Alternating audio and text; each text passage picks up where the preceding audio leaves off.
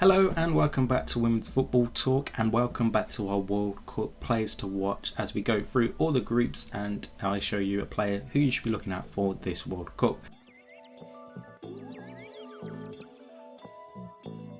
Now, if you haven't seen parts 1 and 2 where we look at the first 4 groups A through to D, make sure you go check out those 2 videos and make sure you're subscribed to the channel with the post notification bell turned on so you never miss a video of ours.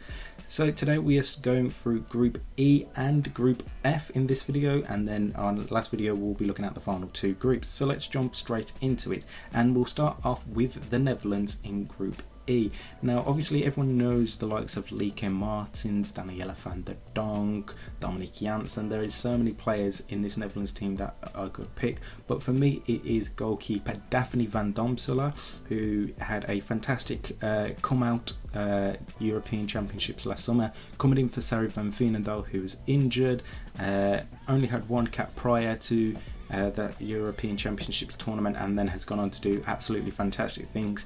Helped the Netherlands out massively in getting to the quarterfinals last summer, and has earned herself a move to Aston Villa for the 23-24 season. And I think the young goalkeeper is going to be a very key player in the Netherlands progressing into the knockout rounds of this summer's tournament, and will be very, very key for Andreas Jonker's side as they look to get back to a World Cup final. So for me, Daphne van Domsela is the one for the Netherlands. For Portugal, we are going to go with forward Kike Nazareth of Benfica, an absolute fantastic striker, knows where the goal is at just 20 years old, absolutely fantastic, and one of the best names coming out of Portugal right now.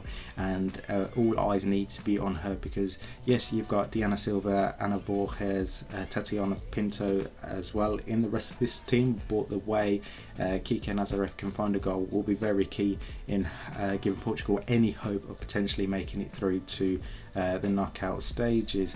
Up next we have is the USA, and again this is a team we know what they're capable of. They're 4-time winners looking to do a 3-peat of the tournament. You've got the likes of Alex Morgan, Megan Rapinoe's, Kelly O'Hara's, Christy Mewis, who's making her first World Cup. But for me, the one player who could potentially shine will be Savannah de Mello of Racing Louisville. Yet to get a cap as of time of recording for Vlatko Andonovski's side, but what she has done this season for Louisville has been nothing short of exceptional.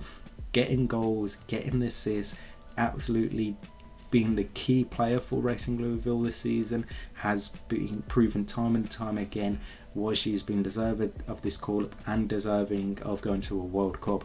And I think if she gets the chance to shine this summer, we'll put the rest of the world on the map knowing of Savannah de Mello, because obviously everyone in the NWSL or people that follow the NWSL will know of her, but if they don't, then they sure will after this.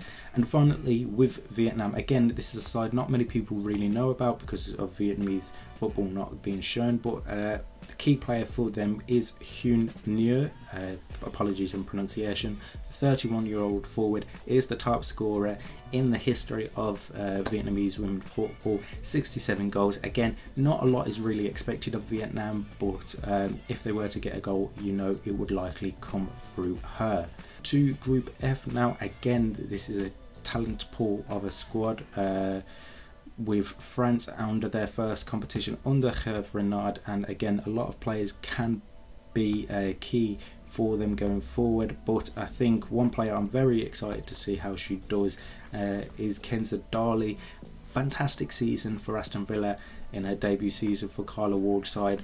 What an excellent signing she has. Could have been up there for the signing of the season, obviously with Rachel Daly joining the club taking over that, but I think Kenza Darley going to be really key in how her Renard's side play and going forward into this tournament, and I think will be very, very key for them.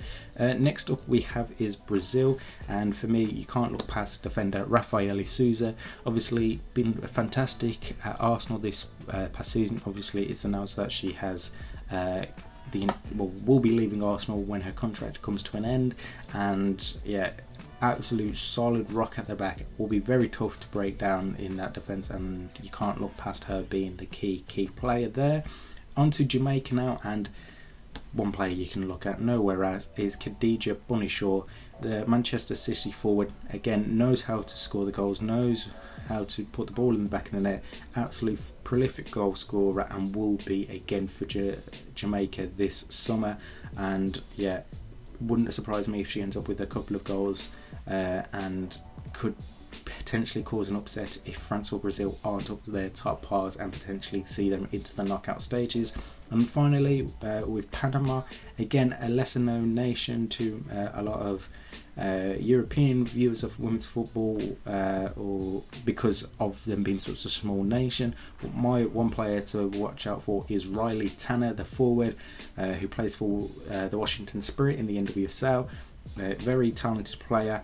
I've seen enough of her with Panama when they got to that final interconfederation playoff game, and I think she will be very key for Panama doing anything and hopefully causing a bit of a surprise here and there throughout the tournament.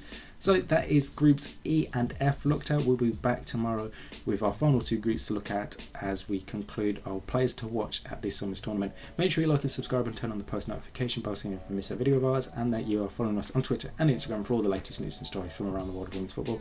And until the next time, we'll see you soon.